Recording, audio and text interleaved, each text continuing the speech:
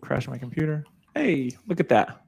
We are live. And as we get any questions or anything through YouTube, then we can if we have time, we'll come back to them as we go through. I'm sure it's some link to the YouTube one. Do you have that YouTube pulled up? I do not. Because I was going to say, I'm not going to be sure if we get a question where that will. I think it'll come up here it says live viewer comment show up on StreamYard. This is an example. Click on a comment to show it on the screen. Oh, okay, so they'll populate through here. Yeah, so it should show like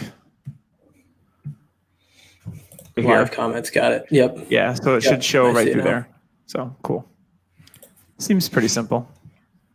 We have 0 people watching, so whatever. It's all good. Yay. All right, so I'll give like a 5-second pause and we will roll in and do that. Oh, Tyler says he's watching. Oh boy. Creepy. That's Tyler. Welcome back to the Dynasty Happy Hour. I'm your host, Doug Eddy. I'm here with co-host this week, Robby Jeffries, and special guest, Dwight Peebles. We'll go to Robby first. It's a long time coming. We haven't really potted before, Robby. Tyler's out this week. He's working. Tim is still feeling under the weather. He's separated from his family as to not get one of his kids sick that has some immunity issues. So, Robby, what is up, my brother? How you doing? What is going on? I've completed the trifecta now. Potted with Tyler a little bit. Got to go with Tim, and now finally crossing Doug off the bucket list. So good to be on with you and Dwight as well. Just trying to stay busy in this interesting time. It's actually a little unique for me. I work in sports, so honestly, weekends and nights, that's when I'm working for various sports. And so it's just doubly weird having spare time and trying to fill that with things like fantasy football. It is all the more fun. So yeah, it's good to try and get some of those hobbies going again. Yeah, my wife and I were talking this weekend how like weekends don't feel like weekends because you really can't go anywhere. Right. So it's like kind of like another day at the house. So we've been finding projects to work on the weekends now that during the week it's pretty much me and the kids all day. She's still working and very busy, but she's working from home. So it's so it's interesting. We're just trying to get stuff. We just decorated for Easter today because we were like, you know what? Even though we're not having a get together, we have Easter decorations, so we should probably put those up just to to at least be in the spirit of Easter. So we want to welcome on Dwight. Dwight, it's great to have you. Tell us a little bit about yourself, what you got going on, and maybe your favorite fantasy football player of all time. Oh, man. Wow. Putting you on the spot. Writing at DLF and co-hosting the Devy Owner's Manual. Started at DHH, so my heart's always with you guys and happy to be back on here again. My favorite all time, gosh, man, I don't know. That's tough. I don't have allegiances, I guess. First one that comes to mind. Anthony Miller. There you go. I don't know. Yeah, he is a big Anthony Miller. #brand, baby. There you go. Biased, but also factual. Yeah, I'm all about staying on brand too. I hear you.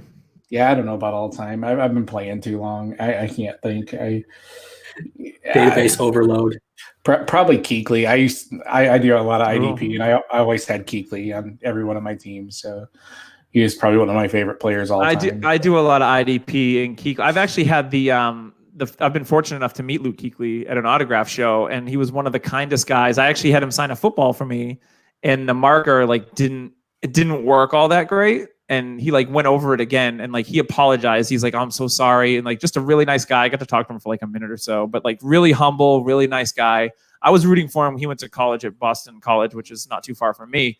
So I was interested to see what his NFL career was going to be like. And I loved watching him in college. So he was an awesome IDP player. He'll be a Hall of Famer, I think, pretty easily, even though he retired at a young age. But obviously, history of concussion, got to be smart about it. So we're going to, we'll see more and more of that, I think, as we go through here with players retiring early. And people might get upset about it, but it's you're not him. You're not the one putting your body on the line every day. So shut up. Yeah. That's what I want to tell people to do that.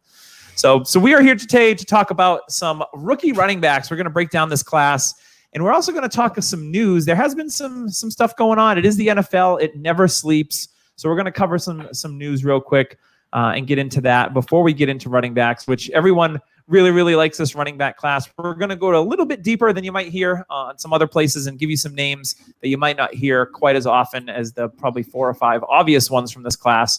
So let's get into the news. We've got the Athletics' Ed Bouchette. He fully expects the Steelers to draft a running back with James Conner headed into his contract year. I'm going to ask you, Dwight, do you think Conner is a piece you're worried about dropping off in value with this news, or do you think this could be like a smokescreen of any sort? Are you worried about James Conner losing his job to another running back that they might draft? Not initially. I don't know if he's going to lose a lot of value. If you've done a startup or anything recently, his value is pretty low as it is. Yeah. I would guess probably 15 to 20 range for running back, and that's crazy. But he's just been injured so much, and it's hard to really rely on a guy like that. So the Steelers, I think, are very intelligent to draft a running back.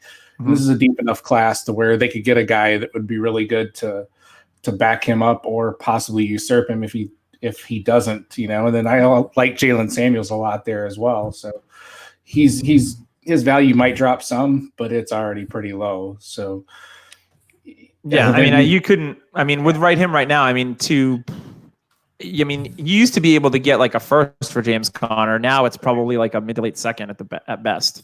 At best, with the cloudy future there. I'll give you a name that I really like out of that Pittsburgh backfield that not a lot of people talk about. So a lot of people will talk about Jalen Samuels. Obviously, he got pumped up last year.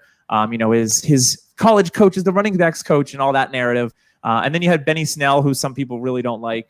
But there's this guy that the Chicago Bears drafted that they ended up letting go, and his name's Kerrith White, who I like a lot as a pass catching running back. He's a little smaller, but he's shifty, and he had some nice plays for Pittsburgh last year. Now, I'm not going to say he's going to step in and be fantasy relevant, but if you're in a deep dynasty league, I think a guy like Kerrith White is a back end roster guy that you just never know. Like, his athletic profile is pretty good. He's got good hands, and he can be electric in the backfield. So I like Kerrith White a lot. So if he's a guy that's available and you want to take a flyer on him, and just as you never know. He would be the kind of guy that I'd be looking to just have on the very end of my roster to see if anything happens with him. Because, again, James Conner has been injured. Jalen Samuels has gone through some injuries too. So that's an interesting prospect. Robbie, any thoughts on James Conner? And who do you think the Steelers would be interested in for running back to draft?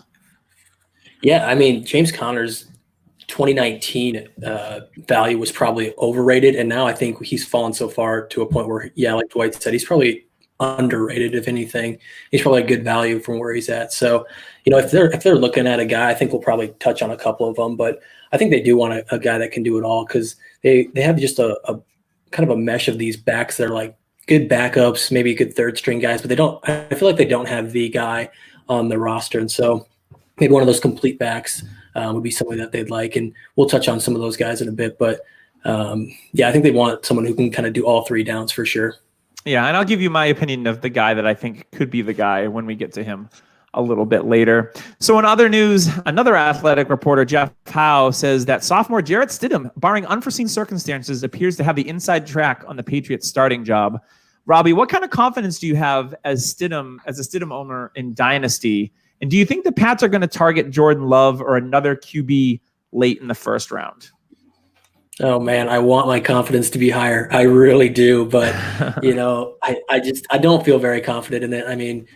If it's just him and Hoyer, I think he will eventually win that out. But I do think they're going to add someone in the mix. You probably have a better inside track on what they might do, following the team a lot closer. But it just seems like they're going to turn that card over and start with somebody new going soon. I think they will give him a chance to win it outright, but I think they're bringing somebody in. So here's what I'm hearing out here. I live about 45 minutes from the stadium, and I listen to a lot of sports talk radio. Not as much as I used to because I'm not in the car, but I do have it on during the day and on my little Google Home thing. So if I'm doing stuff in the kitchen or helping out with the kids, then I'll usually have it on. So what I'm hearing is that Stidham, the Patriots really like Stidham. Apparently Belichick and Stidham are pretty buddy from what I understand. And it looks like, the Patriots cap situation right now is not good. They've got very little cap room. So they really can't afford to bring in a Cam Newton or a Jameis Winston unless they make a couple cuts to some aging veterans like a Dante Hightower or Patrick Chung. They can free up some money. I actually think they're going to stick with Stidham and Hoyer And then when the draft comes, I don't think they're going to spend a first rounder on a quarterback. Now, I would love to see them use pick number 23 on a quarterback. I would love them to get like a Jalen Hurts, because I think that would just be really exciting. I think that he could work well with Josh McDaniels. I don't know that that's going to happen. I think part of me says they need help on the offensive line. They need help in the linebacker position, which at 23, they could get a guy like Kenneth Murray from Oklahoma, or was it Patrick Queen as well. So they need an athletic linebacker. So I think that they might go there. So I don't see them drafting a quarterback until like round 3, maybe round 4. And then you're looking at like the Jake Fromms and guys like that. I actually think that Stidham could be the guy this year. So if I'm a Stidham owner in Dynasty and he's a starting quarterback, like that's awesome. Like you probably drafted him in the 3rd or 4th round in Superflex leagues. So now you're going to get at least 1 year starting. The Patriots are going to have over $100 million available in free agency in 2021. So they're going to have a ton of money. I think this year is going to be a little bit of a let's ride with Stidham, run the football, and play defense, and then kind of see what's what. Draft a rookie and then see what they got. I don't think they're going to move up for one. I don't think they're going to have that draft capital to get up into the top 5. Like some people like are just wishful thinking if they think they're going to get Tua or Herbert. So yeah, I think they're just going to kind of go with what they got and then add a rookie and see if he works out well. So I honestly think that's how they're going to approach it, which is weird. I mean, when you don't have Tom Brady for the first time in 20 years, like you don't have anything really to compare it to under Bill Belichick. So it's going to be very interesting to see how it plays out. Dwight, any thoughts on Jarrett Stidham at all? And do you have any confidence in him as potentially being the starter there for the Pats? I actually do. I really like him a lot. And I was really, he was a guy that I was trying to get last year in a lot of drafts. I have him on probably 70% of my teams. Nice. I really like him. He's a very cerebral quarterback. He has things to learn, but he's not got the biggest arm, not as mobile as many guys, but he's just a very smart quarterback and very highly regarded coming into college, and then just kind of had it up and down in college, so working with Belichick knows how to get the best out of people. So, I mean, if anybody can do it, it's him. But I also think they will possibly target a quarterback later. If you can get like Fromm in the 3rd, I think that would be a good idea as well. Yeah. I think they'll go that route. Yeah, the thing about Stidham is too, like I've heard some interviews with Stephon Gilmore and Devin McCourty, and it could just be like the Patriot way thing kicking in, but they've both spoken very highly of Stidham and what he did in practice, and they sounded very confident in him. So it sounded like they were endorsing him, which was almost like okay, like he could be the guy there, and I think that's what's going to play out. It's going to be for at least 1 year, and they're going to see how it goes. And then, they got free agent money next year, so then they can throw it at a quarterback if they feel they need to. So other quarterback. Oh, go ahead. Dwight, have you heard of the name James Morgan, rookie prospect? He's been getting a lot of hype with the Pats, supposedly. He met with the Pats, did a pre-draft virtual meeting. So I'm not sure where he's projected in the draft. I would assume it's not top 3-ish rounds. I was going to say like round 5 or 6, I think is what I saw for him. So, I mean, that could be one of those names that you guys are projecting as a later pick for them. It also wouldn't surprise me if they drafted a couple quarterbacks too.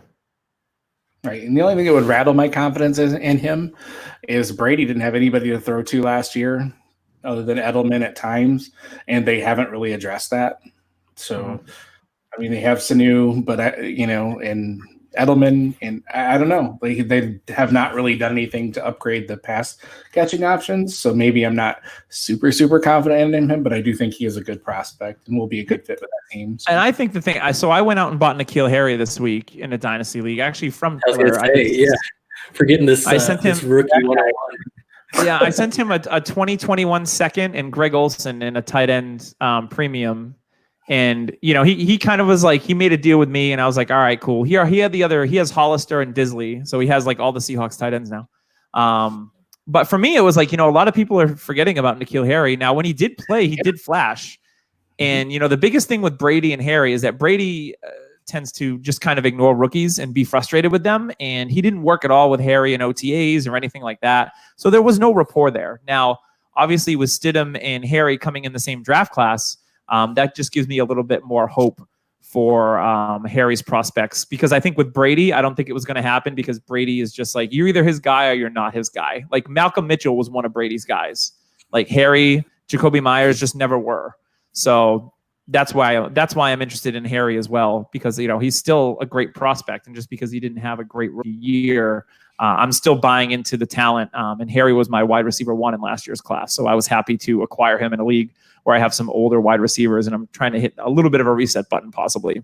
So in other quarterback news, we got Anthony Lynn, the Los Angeles Chargers head coach, on Tyrod Taylor, says he's in the driver's seat, but nothing is finalized. So, spooky. So Tyrod Taylor is going to turn 31 in August. He's in the last year of his contract.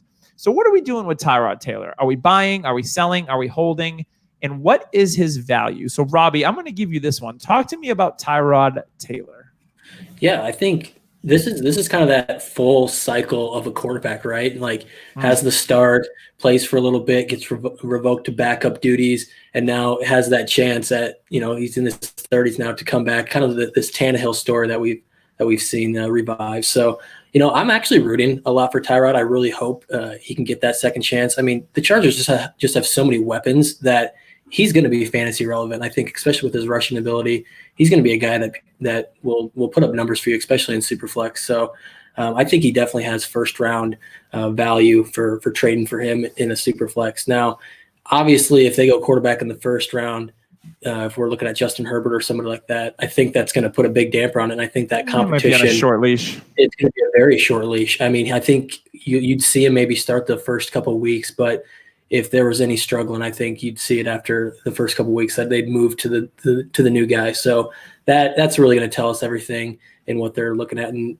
a lot of mocks have Herbert going there. So, I think they probably will do that, but I really hope that Taylor gets a true shot at this. Yeah, I mean, Taylor reminded me of like a lot of Josh Allen, like for the Bills. So Tyrod Taylor was putting up QB1 seasons for the Bills. And the thing with Tyrod, like he doesn't turn the ball over a ton. He's going to get you rushing yards, and he was consistent. I mean, he would get you 40 yards on the ground, which is 4 points a game. That's almost the same as that's depending on what kind of passing touchdown scoring league you're in. I mean, that's like almost like an extra touchdown a week because he was getting 40 rushing yards when he was with the Bills, and then he kind of fell out of favor there. But Dwight, what do you think about Tyrod Taylor? For me personally, like Robby, I love the player. Like I've always been a Tyrod fan. I think he went to Cleveland and struggled a little bit, but for what he did with the Bills, like especially with all this talent around him, I mean, you gotta kind of like Tyrod Taylor, right? Yeah, he's a hold. I'm not gonna sell him, and I'm not gonna try to buy him. But I do think if you have him, hold on to him. He's worth a shot.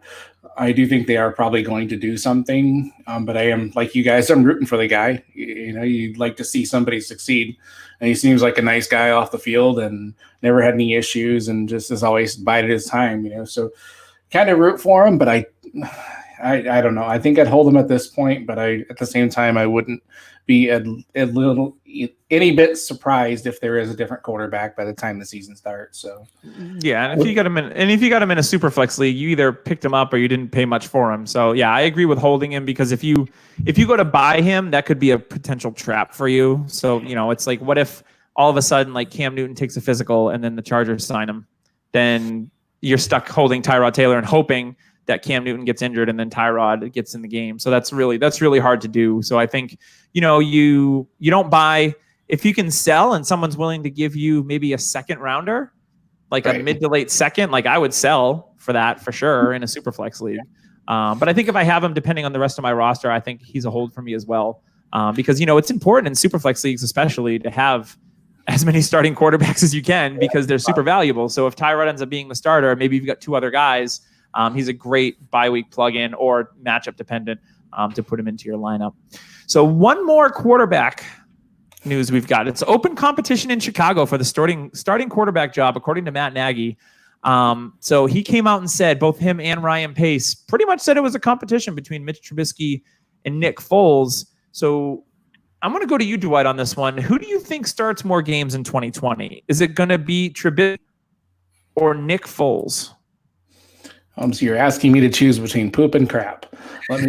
Pretty much, yes. I do think it'll ultimately be Foles.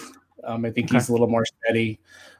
He's, I don't even want to try though. Like, I thought Trubisky at times was all right, and Foles at times has been all right in his career, but at times he's been absolutely atrocious. So yeah, they've both been pretty inconsistent.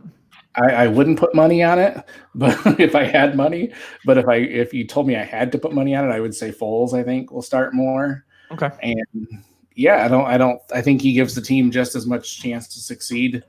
And I mean, he can't be a whole lot worse than Trubisky was last year. And I mean, yeah. So Robbie, man. does Foles starting over Trubisky help or hurt any of the weapons in Chicago? I think there's only one question we care about, and it's who helps Anthony Miller the most, right, Dwight? Exactly. Yeah, I don't know if it makes a whole bunch of a difference there. They're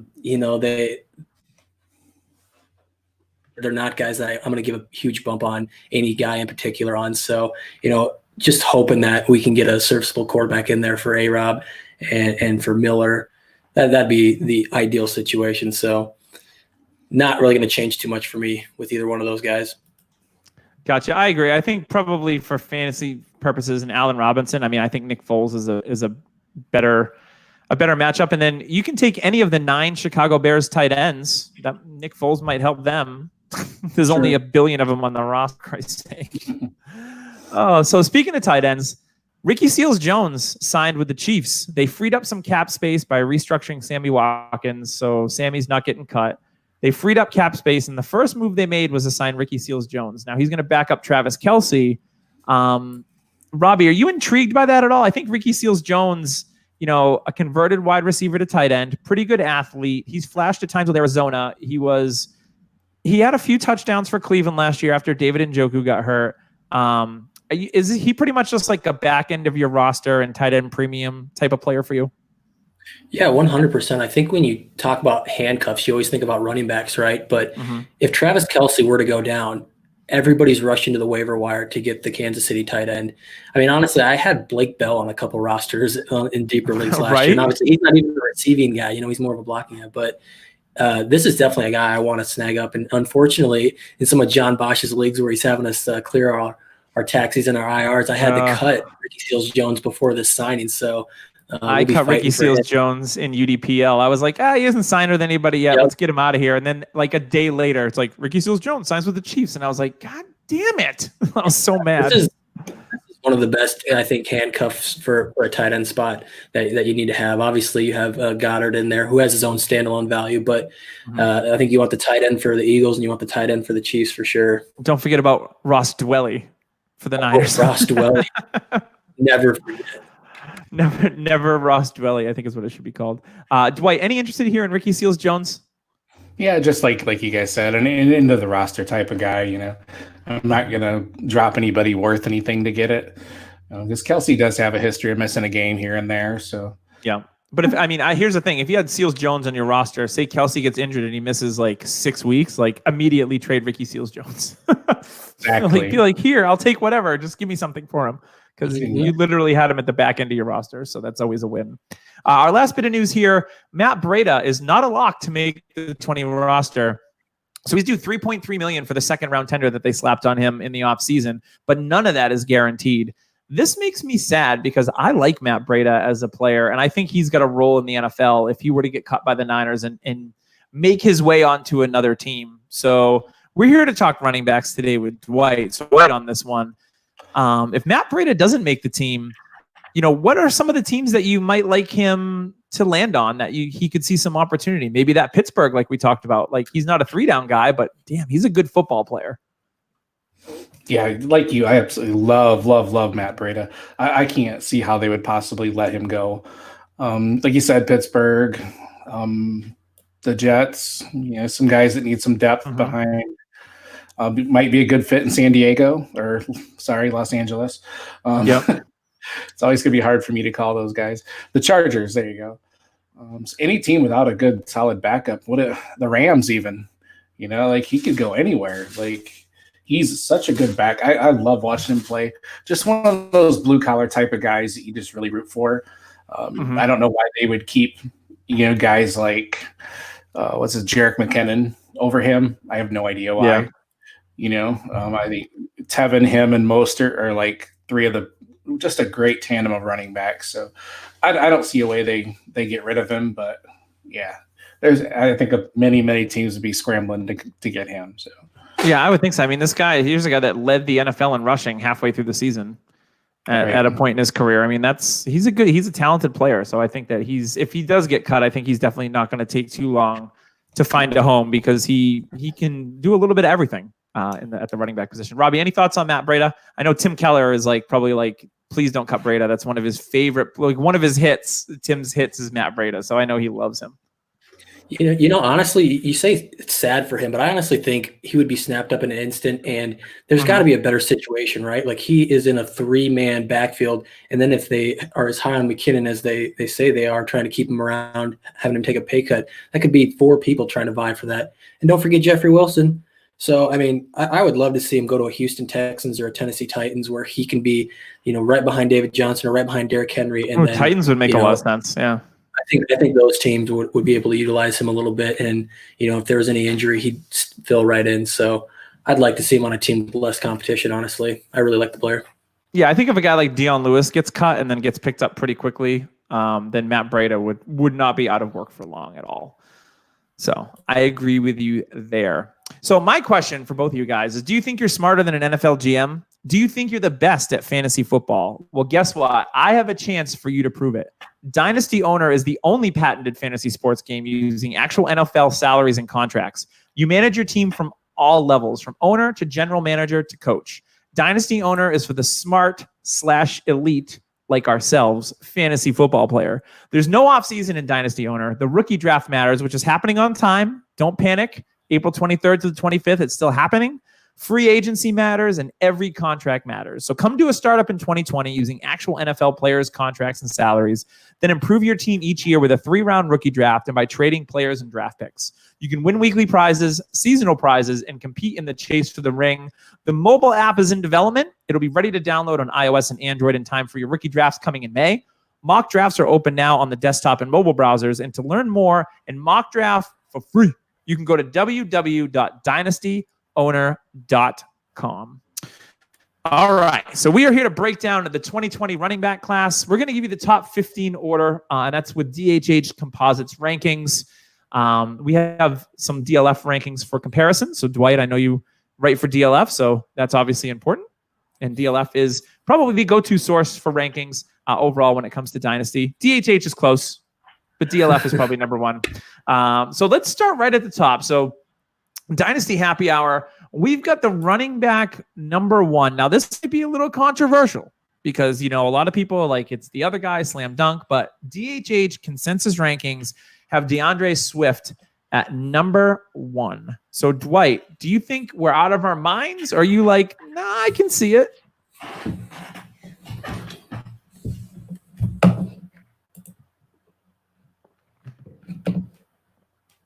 Dwight, where did you go? Muted Dwight. Okay, sorry about that. There he is. Yeah, no worries. Okay, let's try this again. All right, you guys are not crazy at all, man. Swift is, I flip-flop between Swift and Taylor probably 26 times in the last 3 months. Swift just has a lot to offer as far as like the 3-down capability that the next guy doesn't. So you like to see that. He didn't have the huge workload in college, so some people see that as a deterrent, but it obviously is not. I don't think Georgia's been doing it for years. So you got to love just what he brings, the versatility, and I think this top 3 or 4 it's going to go down the landing spots. Like if you're drafting now, yeah, Swift's 1, and the next guy's 2, or vice versa. But landing spots are going to be so critical for these top 2 guys. So yeah, I love Swift, and you guys are absolutely not crazy for having him as top, and it goes back and forth, man. Yeah, I think Swift, the most common team that I see him mocked to is him going in the first round with one of Miami's picks, which I think would be great. You got Jordan Howard and then a bag of footballs there in Miami. You got Kalen Ballage, who probably shouldn't be in the league as much as it pains me to say, my first Devy player, Wolf, and Myles Gaskin and Patrick Laird. Shout out to Pete Overzet, Patrick Laird Truther. But DeAndre Swift, if he lands in Miami, that's a great landing spot for him to get a lot of touches. That's the kind of landing spot that you want one of these guys to land in. So Robbie, do you have Swift as your 101 in this rookie running back class? I do. I have him as the first running back and actually the first rookie in my non-super flex rankings. So, yeah, I just, like Dwight said, he's a three-down back. He's obviously good out of the backfield if you're talking about receptions. Did it well for 3 seasons with the SEC. So he's just everything that you want in the back. And obviously everyone can have a little bit of differences. And like Dwight said, it's going to come down a lot to team landing and capital. But there's just not a lot to hate about DeAndre Swift. So, yep, he's my one-on-one. Yeah, I agree. I mean, the thing that jumps off the page is 74 career receptions for a collegiate running back in 3 years is a great number. I mean, you ideally want to see at least 25 receptions a year, and he hits that threshold. And he's, he hasn't been the feature back for them, so he's not going to have a lot of wear and tear on him like the next player that we're going to talk about. But again, doing it in the SEC, he's got good size. He's 5'8", 212 pounds, back-to-back 1,000-yard seasons. In a backfield where he's sharing with other players. I mean, we saw him with Sony Michel and some of the other guys, and Swift has always stood out. So that's why, Swift I got no issues with him at the 101 at all. Going to the second ranked running back, which a lot of people will have number 1, it's Jonathan Taylor from Wisconsin, who really stole the combine. I mean, running that 4.39 and being the fastest running back at 5'10", 226 pounds. He's the one that has all the accolades. He's a 2-time Doak Walker Award winner for top collegiate running back. He averaged over 2,000 rushing yards and 16 touchdowns per season. But the biggest thing with Taylor is when you look at all those touches, 968 collegiate touches. So it's one of those things like, yeah, he's fast. The tape is good. Most people will say the tape is good. But sometimes when guys produce like that, it scares me a little bit because we've seen guys like this in the past in that system, like your Ron Danes, that, they come into the NFL and they kind of flame out a little bit. So is that a concern with Jonathan Taylor, Dwight? It's obviously, it's got to be in the back of your mind that coupled with the fumbling issues that obviously can be corrected. So it's got to be there a little bit, but man, just turn on the tape. It's hard to see this guy failing. Like, he is so good. The way he just makes these little subtle moves, and he's got the power, the contact balance. And then once he hits that open field, I mean, just forget about it. And when you got a back that can do that at that size, with that strength, and I mean, he did catch some passes this last year. I don't have the numbers in front of me. I think it was like 15 or 20. Yeah.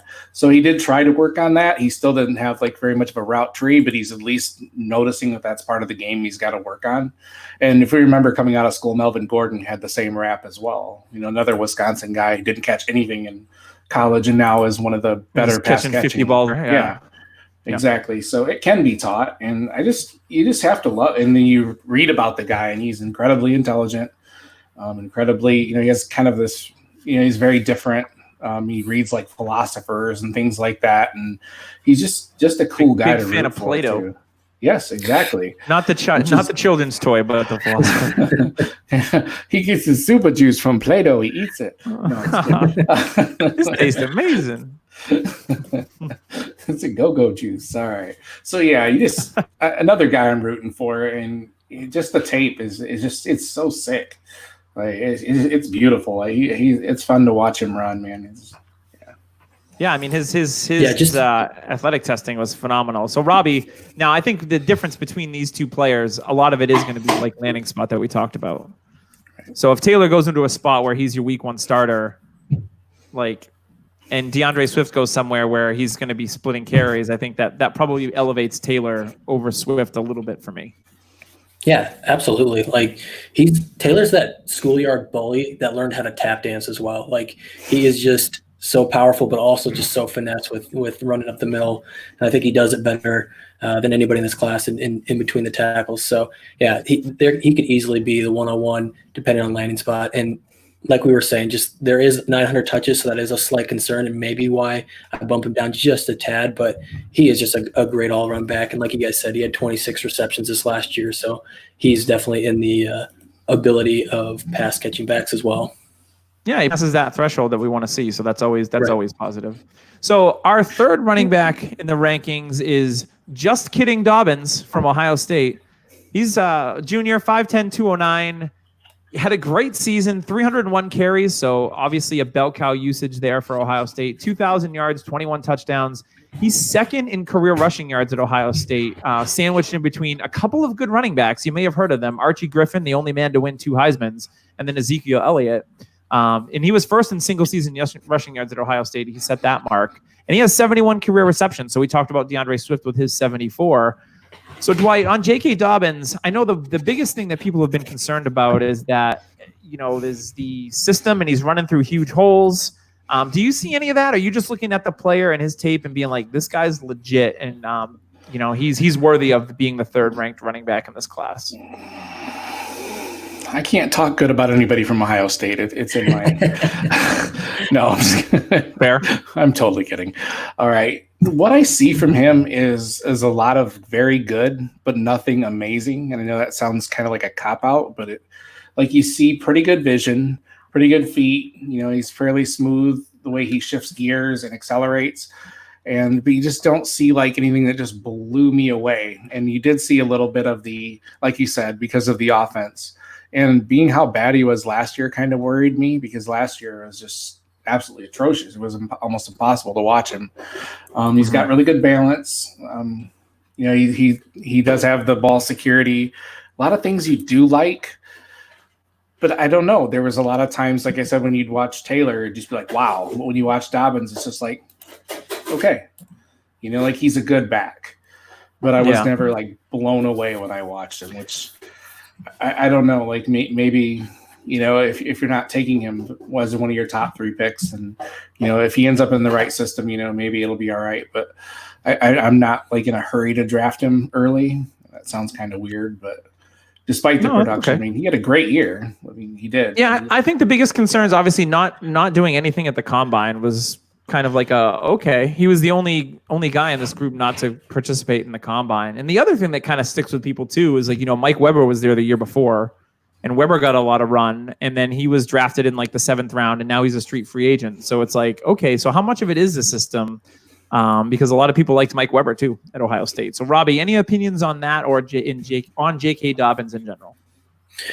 Yeah, I might paint a little bit brighter of a picture. I think, Dwight, you're exactly right that he doesn't do anything poorly. He's kind of just solid around the clock. But I also do think he has some really, really good footwork. I put it past just does it well. I think he has really, really good footwork, and he's just able to stutter step in the open field, and his vision's good. So I mean, he might have that slight tier break between those top 2 backs, and he might be below them, but I think he's really close to them. And maybe it won't switch based on too much on landing spot, but he's going to be right there with those first 2 guys for me. I'm not going to probably put him above them. It'll depend a lot on where they land, but he's a really good back that I would like on my team. I think I have him as my 4th overall rookie in single QB. Awesome. So let's talk about my guy. The next one, it's Cameron Akers from Florida State, who I'm a big Florida State fan. I can't say that I watched a ton of Florida State football last year, but I've watched a lot of Cam Akers over the years. He measured really great at the combine. He's 5'10", 217 pounds. He was the number 1 running back recruit coming out of high school. A nice season for Florida State last year, and that team has been not very good over the last couple of years. One of the worst offensive lines in collegiate football, and he still was able to get 1,144 yards and 14 touchdowns on 231 carries. He's Florida State ranked 115th in the country in line yards on offense, which is pathetic. So a lot of people will see Cam Akers and they'll look at his tape and be like, ugh. But when you really, if you're not watching Cam Akers and you're watching that line, you really feel for this kid because he wasn't given much to work with at all, and he still, made some success despite what he was given, which was, for me, phenomenal. And Cam Akers, I think, is a player that when I think of the Pittsburgh Steelers drafting a running back, he seems like a Pittsburgh Steeler type of running back to me, and that's kind of why I held that off. And I was like, yes. I think Cam Akers as a Steeler, he's strong, he's got quickness, he's got good hands. He could come in there and be. I think a star in Pittsburgh's system who were to come in there and beat out James Conner for that starting job, my opinion. So Dwight, talk to me a little bit about Cam Akers. Give me some things you like about him and maybe some things that you might not be all that hyped about. There is not much I don't like about him. He is actually my number 3. That is the correct answer, sir. Yes. Okay. All right. You take it now, Robbie. No, just kidding. I love his footwork, his acceleration, his ability to make people miss. He's good in pass protection. They put him in at quarterback at times. Like he just kind of does a little bit of everything. But he's not afraid of contact either. No, exactly. Like he just seemed like a very complete back, and he's shown the ability to catch passes, although it was kind of an afterthought because their offense was so bad last year and the year before. So he's really smooth, and I love watching the way he plays, the subtle shifts and things, and he does do a lot of stuff that kind of reminds me of Le'Veon Bell. You don't see that patience that Le'Veon has developed, but he didn't really have it at Michigan State either. Not like he did in the NFL. So the transition to Pittsburgh would be really, really nice. And I think he would fit what they do in their style of play. And that would be a beautiful spot for him. And I think he would easily be third. I mean, he's already my third, but yeah, I think that would be a really juicy spot for him. So. Yeah, I was kind of low-key hoping he didn't test well at the combine because I wanted to draft him, and now he's like a consensus, like probably top 8 pick in the in your rookie draft. So I was like, damn it, I don't have many picks in that range. So he's not going to slide to me where I was hoping he would be before. Robbie, any other thoughts on Cam Akers? No, I think Dwight really summed it up really well. He does a lot of things really well, and it's really crazy because he basically puts up the stats that DeAndre Swift puts up with a much worse team. And so I just think it's really amazing what he did this past year. Obviously the tape is a little bit different because he's getting hit 3 yards behind. He was running for his life behind the line of scrimmage a lot. Right? Exactly. Yeah. But he just excels seamlessly. He's really good contact balance. So he's, we talked with Etienne going back and Chuba Hubbard and all these guys. We were like, man, this running back class is kind of weak, but I really think this class is still shaping up to really compete well with last year's class, if not outdo it. So he's definitely up there as well. Yeah, I agree. And the next guy we have on our list is Clyde Edwards-Helaire from LSU, 5'7", so he's one of the smaller guys in this class, but he weighs 207 pounds. Now, obviously, LSU last year was just probably the best offense we've seen in college football. I mean, I think they scored the most points in history at the collegiate level. He had 1,400 yards and 16 touchdowns, almost 7 yards a carry. And he had 55 receptions for 453 yards and a touchdown. 55 receptions in a single season in college is quite remarkable. So Clyde Edwards-Helaire, I know there's a lot of people that are like super hyped about Helaire, and then a lot of people are like, I'm not really as excited because it was 1 year of production and everyone produced in that system. And look at all the weapons around him that provided him to have some more open running lanes. So, Dwight, where do you fall on the side of the fence with Clyde Edwards-Helaire? Yeah, I do love him quite a bit as well.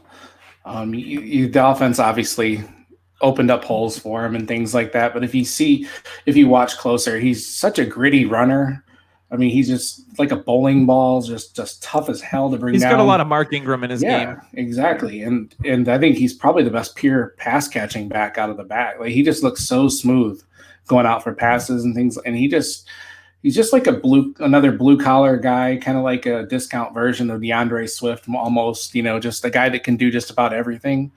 I think Matt Griffith compared him to Ray Rice, which I really, really like that comp. That's a good comparison. Without the off-field.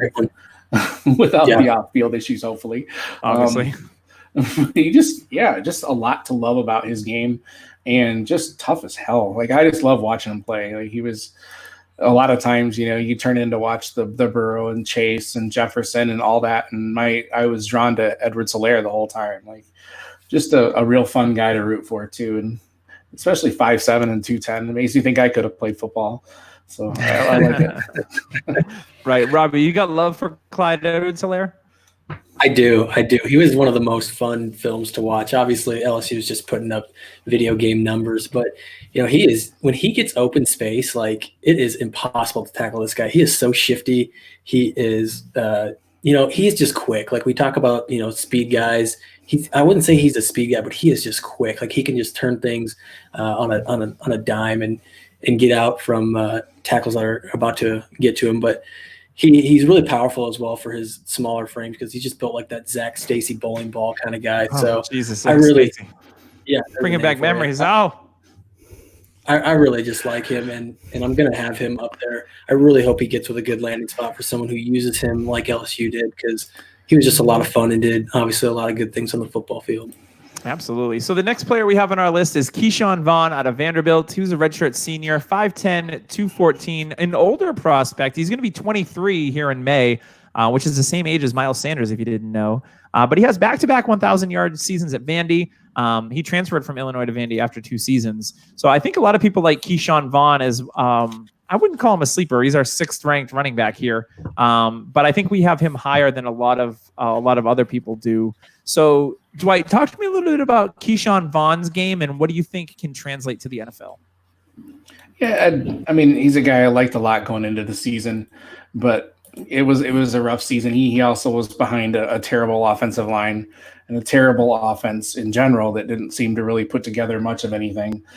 He's got really good vision, and he's also a great pass catcher as well. A lot to like about his game, but there's a lot not to like as well. He, tended to hesitate too much. Not a ton of power, enough, but not as much as you'd like to see, and not as much shiftiness as well. Not the contact balance of the last couple guys we've talked about either. So a decent back, it sounds like I really, really loved him before the season, and I was hoping he would take that step. And I would just, like, when I was watching the games, it was easy to forget about him, and think that he probably won't do anything. So I hope he lands in a good spot and at least gets a chance to contribute, a good possible third down back, relief back, but I don't have a lot of hope for him in the long run. Yeah, I think with this class, it's like the top 5 guys, and then after that, it's a lot of like landing spot and hope Right. with some of these guys, because it is a top-heavy class. Again, when Robbie said, like with ATN and Chuba Hubbard going back to school, it's really, to me, it's a clear-cut top 5, and then after that, it kind of drops off, and it'll be interesting to see like where one of these guys that we talk about may land in a good spot. Will obviously change these rankings over time. But Robbie, any thoughts on Keyshawn Vaughn, or you want to keep it moving? Yeah, I'm just going to quickly touch on him because I actually really liked his tape. I think he's going to be the last running back I'd take in the first round. He's obviously going to be at the back of the first round, but he does have some things he definitely needs to work on. But for his size, he is a banger of a running back. He fights for a lot of yards. His line didn't do anything for him, like Dwight was saying. I think he just has good balance and just is a runner that you want. Well, one cut runner that's going to get you positive yards.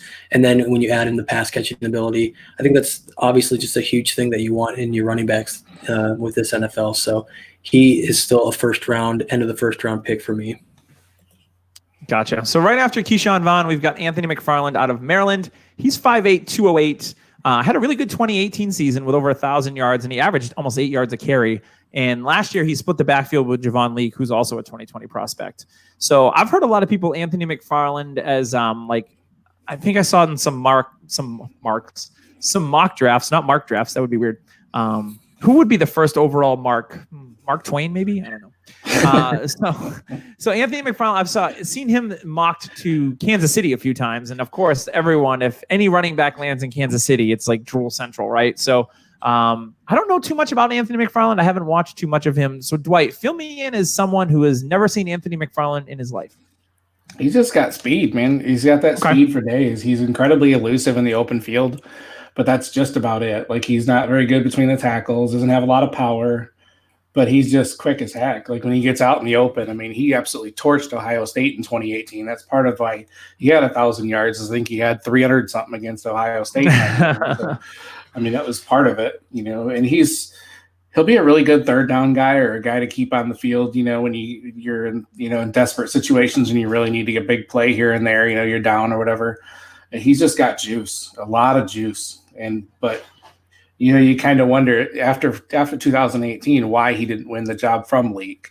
Mm-hmm. Why wasn't he the feature back? So there's obviously even the coaching staff didn't fully believe in him. So yeah, just a fun, fast player, but that's really all I saw when I would watch him. So.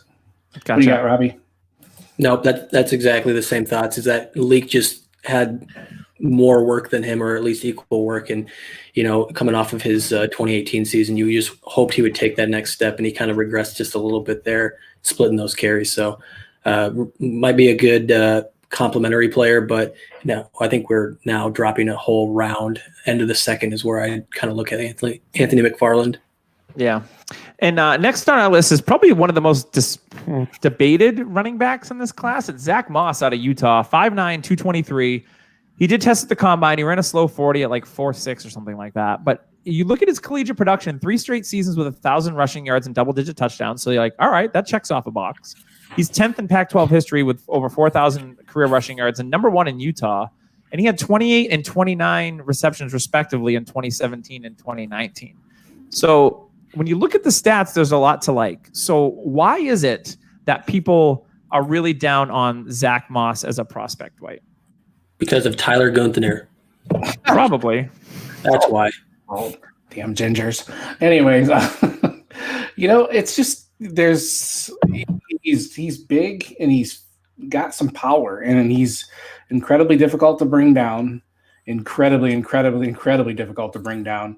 And he fit that Utah scheme of that I've said blue collar like 65 times in this show. But yeah, like that, he's a thumper. I mean, he just hits people. He loves hitting people. I mean, he's got decent change of direction and things like that. A little bit more than you would expect with his game, but he doesn't have a lot of vision. He doesn't really create a whole lot on his own. Not that type of back. He's going to pretty much get north and south as quick as he can. Occasionally he will bounce it out and he looks okay. He's got decent enough speed, but not enough speed to like really hurt anybody.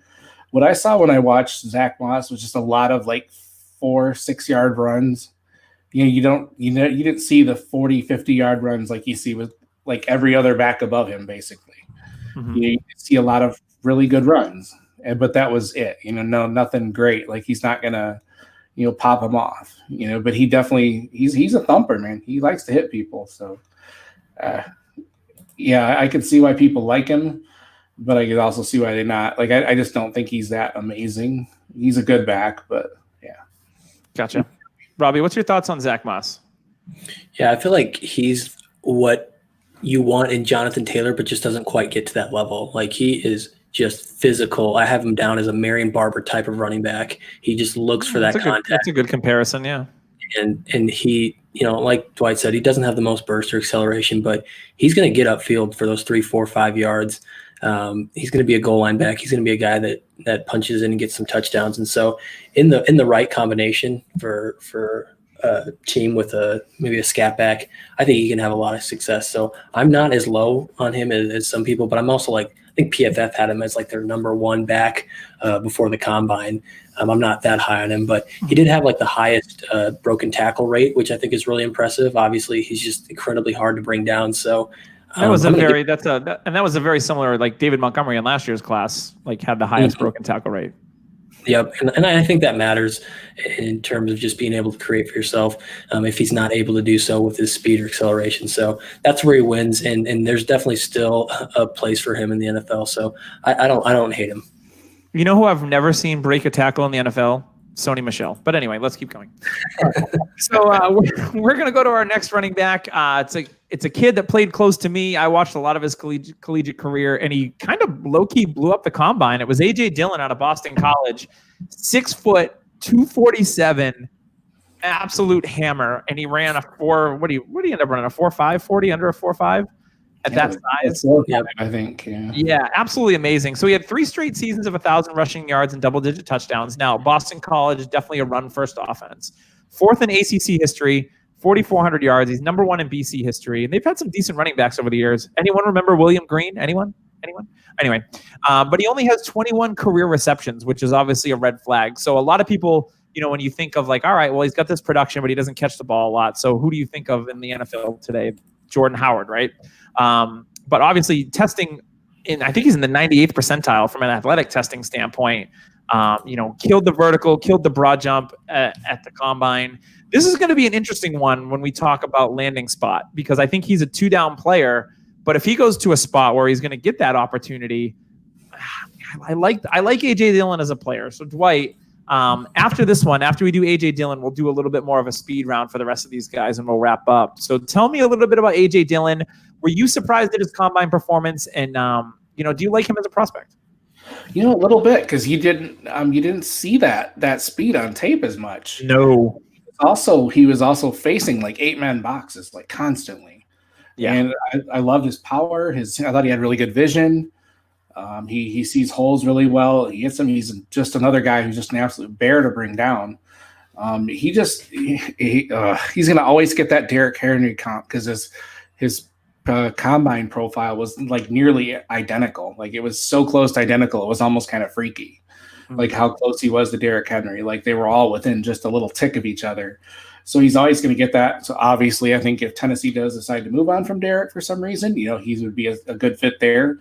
So it's going to have to be a team that knows he's just a 2-down guy and he's got some oomph. And you want to see that. I wish that I did get to watch. I think I watched 4 games really, really good of him, and then like bits and pieces of others. And I never saw that. When you get to that second level to see that speed, that 4.45, never once saw that.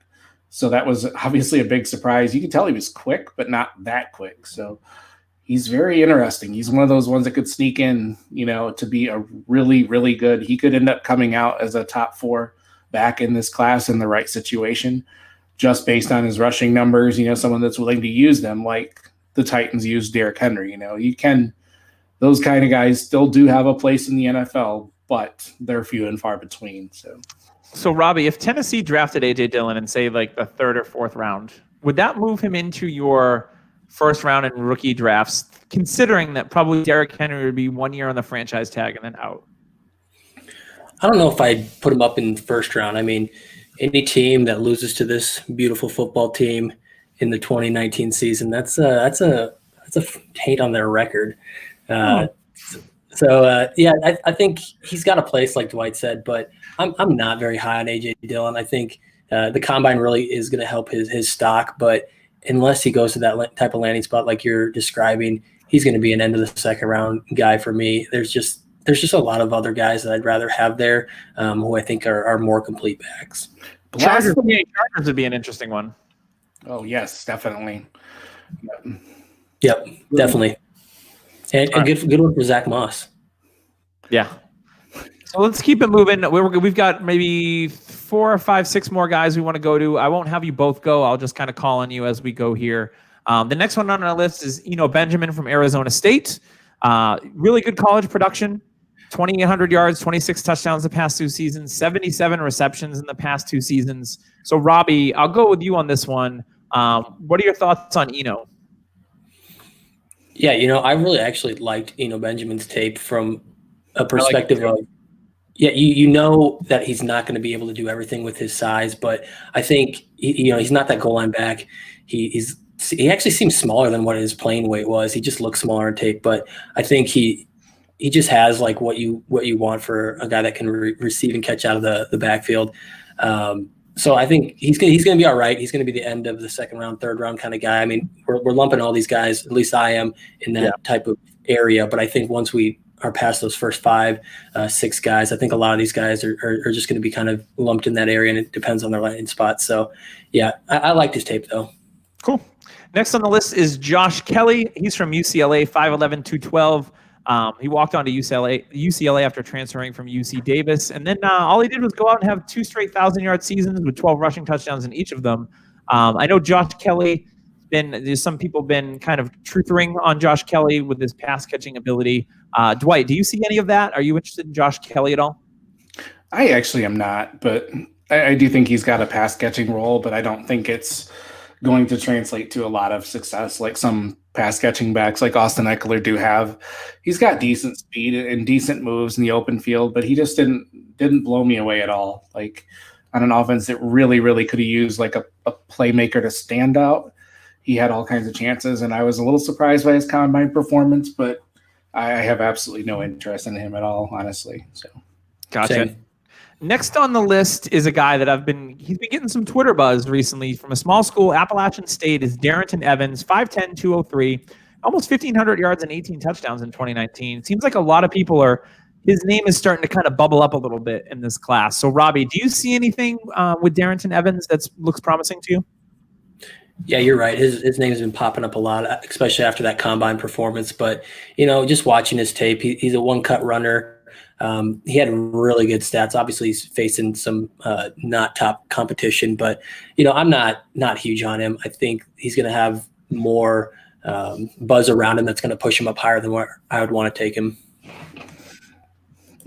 Gotcha. So next on the list, one of my favorite names in the draft is DJ Dallas on the 1s and 2s. He's from Miami, so obviously a school that's known for producing pretty productive running backs over the years. And one of them from 30 years ago is still in the league, and Frank Gore, or will be when someone signs him. But he's 5'10", 217, 6 yards average yards per carry. He's had no season over 115 touches or 700 yards rushing. So do you think that like DJ Dallas, do you think that hurts him just not really having the college production or the opportunity, Dwight? I don't think it hurts him. He was another guy who kind of impressed me when I watched him. I liked watching. He's a very, very angry. Like he's an angry runner. Like I like how he just fights so hard for every yard. He's always moving, always pushing forward, not afraid to hit people. You don't see a lot of completeness in his game, but I was more impressed with him than I thought he would be. But you do kind of wonder about the lack of production on a team that, he could have easily took the job and ran with it. But the staff obviously didn't, trust him enough to do that, or I don't know why. Mm-hmm. But, it's going to be tough for him to find a spot in the NFL, to be especially like fantasy relevant. But I do like some things about his game, so you never know. I mean, I guess it's kind of we're to that point in the draft, where for sure. I can just see Jerry Jones in the box saying like, oh man, his last name's Dallas. Let's get him on the team. Right. DJ does Dallas. Oh, I can see it in the lights. Anyway. Next on the list, a familiar name, last name, which still pains me to this day. It's LaMichael Perine, brother of Samaje Perine. May you rest in peace, sweet prince. All my rookie draft picks flushed down the toilet. He's 5'11", 216, 40 receptions in his senior year and 11 touchdowns. I don't think I could ever draft LaMichael Perine because I would have just PTSD on my rosters from drafting Samaje Perine or Perine, however you want to pronounce it. I don't even know anymore because I just don't care. But Robby, talk to me about Samaje's younger brother, LaMichael. I'm glad I'm not the only one having PTSD when looking at that last name, Perine. Oh God, it hurt me. But I will actually go back to the well. I actually really liked him as a lower end of the guy, end of the list guy, end of the ranks guy. His vision isn't always the best, but he's more patient. Like if he is given the time, he will find it. But he's actually a little bit faster than what I think his combine showed with a 4.6 40 time. He's a solid pass blocker. So I think that's going to be a key thing for some of these lower running backs is can you pass block? Because obviously we've seen when they can't, they just don't even see the field early. And I think that's big for him. And then you brought up he's a weapon in the receiving game with the 40 receptions. So I think he's quick enough where I think he's a good sleeper. Gotcha. Yep. Oh, go ahead, Dwight. I liked him too. The same thing. Yeah, just there was many times where I liked watching his patience and his ability to let his blockers develop, and then he just would kind of hit the hole. And it was never like, once again, like a 70-yard run, but it would, 15, 20 yards. And I thought his receiving, he looked very natural. Mm-hmm. And he's a guy that could, you always hate throwing out these, you could see sort of he could almost do like Alvin Kamara, like if someone could use him that way, like he could have that sort of rise. He probably won't. But I could see it. There's a lot of things to like about his game. So go back to the well, Doug. Back to the Perine well. Maybe if I have a late round rookie pick just for S&Gs, I might pull the trigger. But you touched on LaMichael Perine being a sleeper.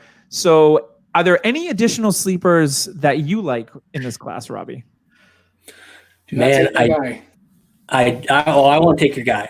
I'll leave him for you. But I was on top of the world for Salvin Ahmed before his horrendous 40 time at the combine. And I'm going to give him a little bit of a break because that combine was just weird, guys. Like there was so much happening with that. They had him up at the crack of dawn and had him running at 11 p.m. So I'm going to go with his Husky 40 time, which was in the 4.4. So we'll add a little bit to that, but I just think he is just a guy that is elusive in space. He can just make a lot of stuff happen. He is my sleeper guy that probably won't even get drafted. He'll be the Phillip Lindsay coming out of nowhere for you. There we go. I like that. So Dwight, who you got as a sleeper here? My guy is your guy. Antonio Gibson's been my guy for a long time now, like longer than I care to admit, man. I would tune in to Memphis and watch Kenny Gainwell like earlier in the season. And I'm like, holy hell, who is this guy? I'm just like, I'd watch him and he is just phenomenal. Like I love his vision, his speed, his power. He returns kickoffs for touchdown, punts for touchdowns.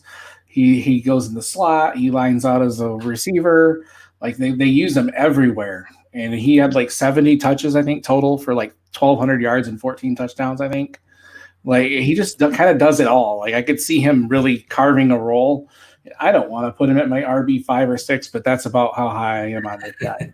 Like I absolutely love Antonio Gibson, and I'm getting him everywhere I can possibly get him. Probably a round and a half too early. Get your guys. I don't even care. So he's just a guy that I absolutely love watching, and one of the few guys that actually has responded to me on Twitter and retweeted my tweets about him and things. So there it is. No, crazy stalker.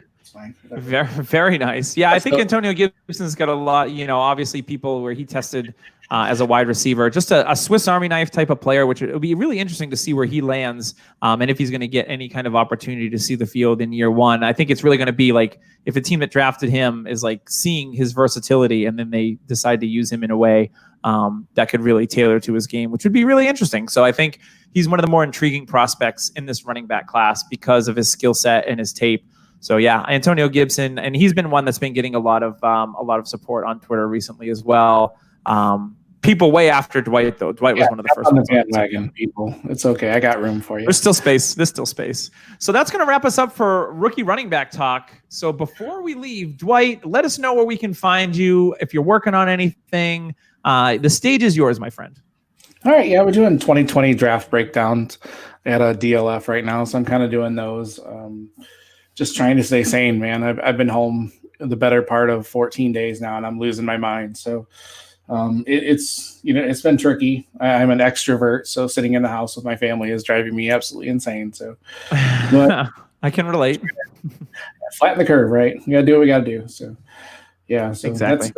That's just working on that, and it's weird that just because of everything that's happened, I've almost lost interest in the draft because it's been so weird. Like everything's just odd right now. It's kind of strange. There's nothing else going around to kind of distract you from it. So it's like when you're talking like draft all the time, and it's just so like it's really the only thing in sports, right?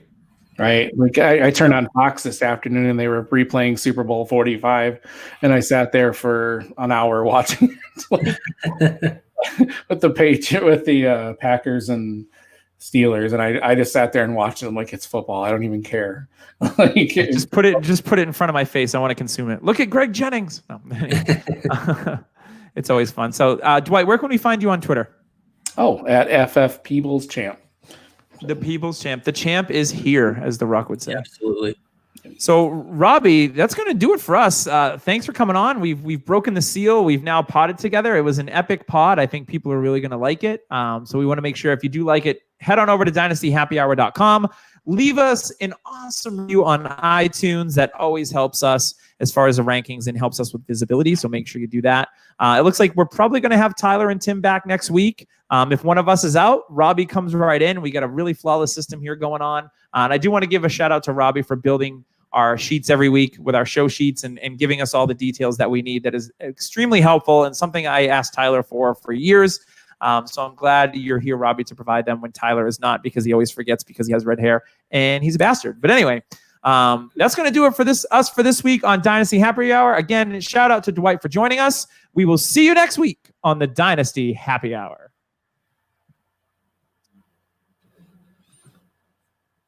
Nice.